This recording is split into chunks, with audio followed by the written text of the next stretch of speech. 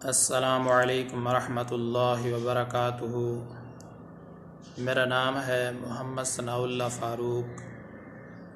آج میں جس ٹاپک پر گفتگو کرنے کی سعادت حاصل کر رہا ہوں وہ ہے وکیل حضرات اللہ کی عدالت میں۔ محترم سامعین، وکالت ایک اچھا شعبہ ہے، لیکن بعض حضرات نے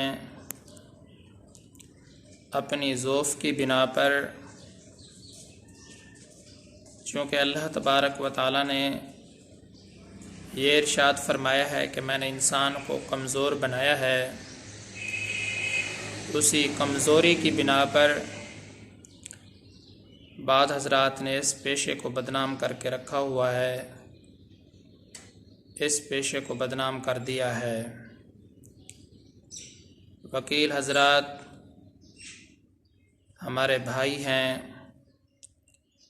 چونکہ ایک مسلمان دوسرے مسلمان کا بھائی ہوتا ہے۔ انما المؤمنون اخوۃ، اللہ تبارک و تعالی نے ہمارا ایک رشتہ جوڑا ہے کہ ایک مسلمان دوسرے مسلمان کا بھائی ہے۔ تو محترم سامعین، کوئی بھی بھائی اپنے بھائی کے ساتھ غلط نہیں کر سکتا۔ کوئی بھی چیز ہو بذات ہی فی نفس ہی وہ چیز خراب نہیں ہوتی، اس کا استعمال اگر غلط ہو جائے تو ہمیں اس کے غلط استعمال سے رکنا پڑے گا۔ موبائل ہے، اس کے بہت سارے فوائد ہیں، لیکن اگر ہم نے اس کو غلط استعمال کیا تو اس کے نقصانات بھی بہت زیادہ ہیں۔ اب چھری ہے، اگر یہ ہمارے گھر میں نہ ہو تو ہم سبزی بھی نہیں کاٹ سکتے، فروٹ کوئی بھی پھل اس چھری کے بغیر نہیں کاٹا جا سکتا، سبزی بھی اس چھری کے بغیر نہیں کاٹی جا سکتی۔ اب یہ چیز تو فی نفس ہی ٹھیک ہے، لیکن اگر ہم اس کا استعمال غلط کرتے ہیں تو اس کے بہت سارے نقصانات بھی ہیں۔ تو اسی طرح محترم سامعین، وکالت ایک اچھا شعبہ ہے۔ بہت سارے اچھے وکیل دنیا کی لت پڑنے کی وجہ سے، دنیا کی محبت کی وجہ سے، پیسے کی وجہ سے انہوں نے بڑے بڑے گناہ جو ایک انسان صحیح معنی میں جو مسلمان ہو ان کو سننا بھی گوارا نہیں کر سکتا کہ وہ اپنے ہاتھوں سے کر رہے ہیں۔ اللہ تعالیٰ معاف فرمائے۔ سب سے بڑا گناہ ہے کسی کا حق کھانا۔ اب ایک چھوٹا سا غریب آدمی ہوتا ہے، بہت سارے ایسے واقعات سننے میں آئے ہیں، کس کس کی مثال ہم پیش کریں۔ غریب جس کے 2-3 مرلہ زمین ہے، کھانے کے پیسے بھی اس کے پاس نہیں ہیں، اب کسی حاسد کو حسد ہوتا ہے کہ یہ تو غریب آدمی ہے، کسی طریقے سے اس کی زمین کو میں غصب کر لوں، اس کی زمین کو میں ہتھیا لوں۔ وکیل کے پاس جاتا ہے، رابطہ کرتا ہے، وکیل صاحب میں آپ کو اتنی پیسے دوں گا، کسی بھی طریقے سے اس کی زمین مجھے دلوا دی جائے۔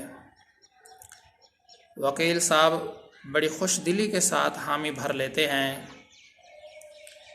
اور اس کے اوپر طرح طرح کے کیس بنا کے، اس غریب انسان کے پاس کھانے کے بھی پیسے نہیں ہے، فقط رہائش کے لیے 2-3 مرلے زمین تھی، وہ بھی ظالموں نے ہتھیا لی، غصب کر لی۔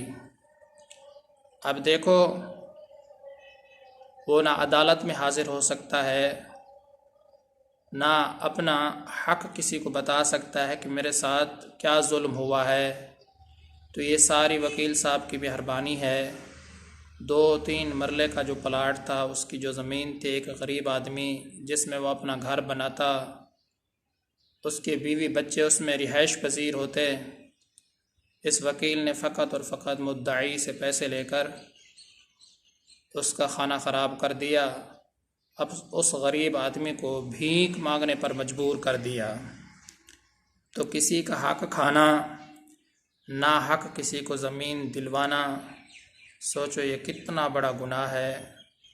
وکیل صاحب، ایک مسلمان دوسرے مسلمان کا بھائی ہوتا ہے، آپ نے اس غریب انسان کی زمین دوسرے کو کیوں دلوائی ہے؟ چند ٹکوں کی خاطر۔ بھلا ایک بھائی بھی دوسرے بھائی کے ساتھ ایسا کر سکتا ہے؟ اب وہ ہمیشہ کے لیے بھیک مانگنے پر مجبور ہو گیا ہے۔ اسی طرح کسی غریب آدمی کے گھر میں بعض شر پسند عناصر گھس جاتے ہیں اور اس کی بیٹی کا ریپ کر دیتے ہیں۔ جب وکیل کی عدالت میں، چھوٹی سی اس کی عدالت میں، چھوٹے سے اس کے دفتر میں جب یہ کیس جاتا ہے تو وہ مخالف گروہ سے فوراً پیسے لے لیتا ہے، اور عدالت میں جو ایک بچی بھلا کسی کی بھی ہو، پیارے پیغمبر صلی اللہ علیہ وآلہ وسلم نے کافر کی بیٹی کا بے احترام کیا ہے، تو جب اس کو عدالت کے اندر بلایا جاتا ہے تو وکیل صاحب پیسے لیے ہوئے ہوتے ہیں، کیونکہ تو وہ غریب کی بچی سے طرح طرح کے سوالات کرتا ہے گھنونے۔ اللہ تعالیٰ معاف فرمائے کہ انسان ان سوالات کو زبان پر بھی نہیں لا سکتا کہ وہ ٹائم کون سا تھا جب بدکاری کی گئی، کون سا بستر تھا، کون سا مکان تھا، کتنے آدمی تھے، کیسے ہوا، اس کا طریقہ کار کیا تھا۔ تو اس قسم کے سوالات کرنا، دیکھیں اللہ تبارک و تعالی اوپر سے دیکھ رہے ہیں۔ وکیل صاحب، اللہ تعالیٰ فرماتے ہیں فَإِنَّ اللَّهَ كَانَ بِعِبَادِهِ بَصِيرًا، میں اپنے بندوں کو دیکھ رہا ہوں وہ جو کچھ کر رہے ہیں۔ یہ بہت بڑا ظلم ہے، غریب کی بیٹی کے ساتھ بدکاری ہو گئی ہے، اور آپ سوال کر رہے ہیں کتنے آدمی تھے، کون سا مکان تھا، کیا کیا انہوں نے۔ اس قسم کے سوالات کر کے آپ کسی غریب کی بیٹی کی دھجیاں اڑا رہے ہیں، اس کے ساتھ ظلم کر رہے ہیں۔ بیٹی کسی کی بھی ہو تو بیٹی ہی ہوتی ہے۔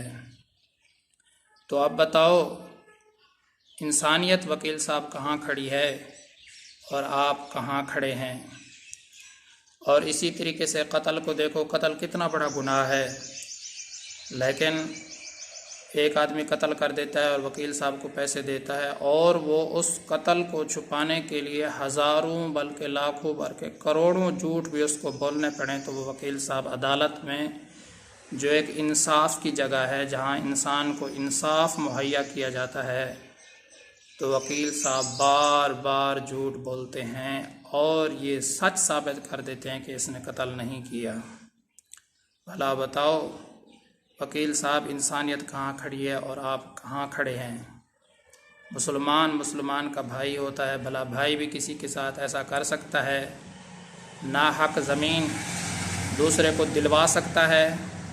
کسی کی بیٹی کے ساتھ بدکاری ہو گئی ہو تو وہ اس کو جھوٹا ثابت کر سکتا ہے؟ اگر کسی کا قتل عام ہو گیا ہو تو وہ پیسے لے کر جو ہے نا، جو مدعی لوگ ہیں، جو مظلوم لوگ ہیں، ان کو کوئی جھوٹا ثابت کر سکتا ہے؟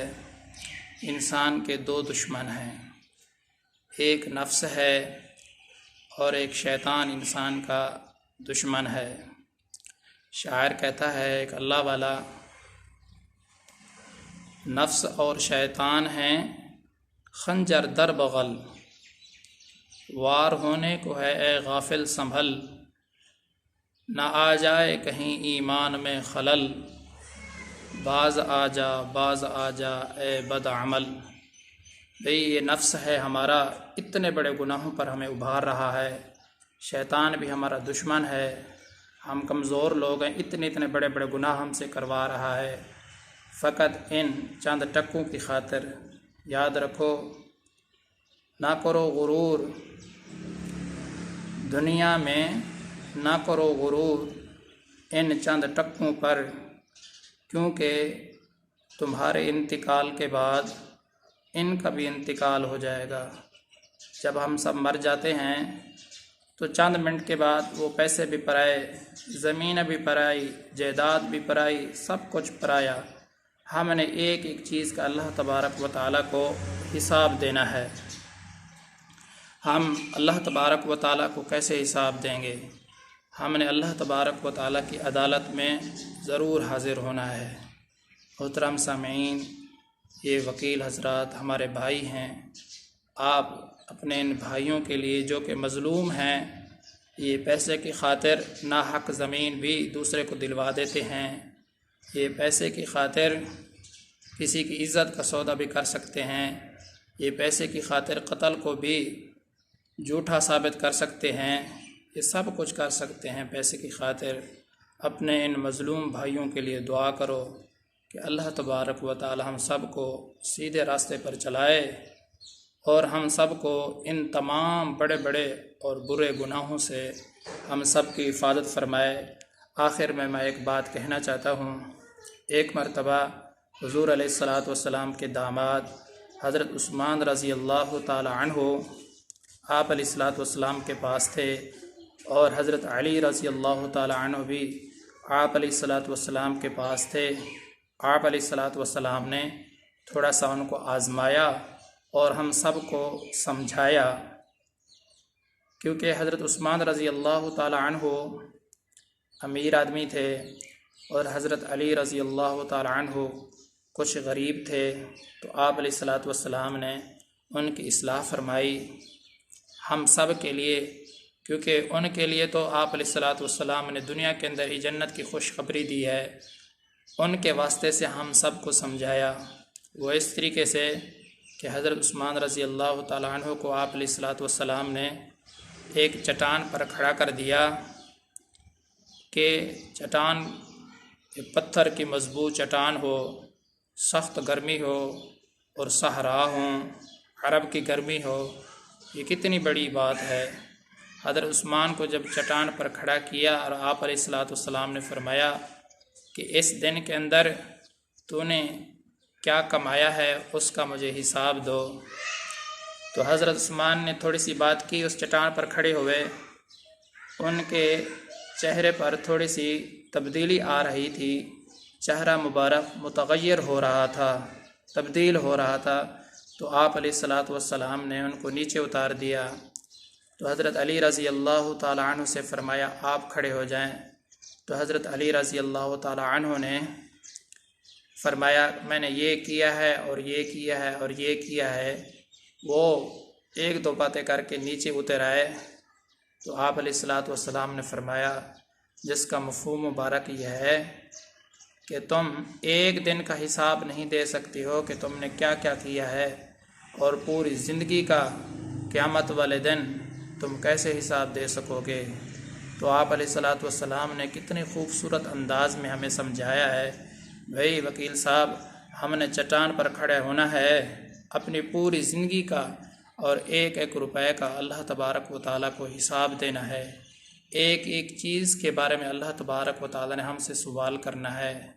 زیادہ سے زیادہ آپ بڑی بڑی بلڈنگیں بنا لیں گے، زیادہ سے زیادہ آپ بڑے بڑے تاجر بن جائیں گے، زیادہ سے زیادہ آپ جویلریاں خرید لیں گے، بڑے بڑے سونے جواہرات ہیرو کے اندر عیش کریں گے، تو ان تمام چیزوں کا ہم نے اللہ تبارک و تعالیٰ کو حساب دینا ہے۔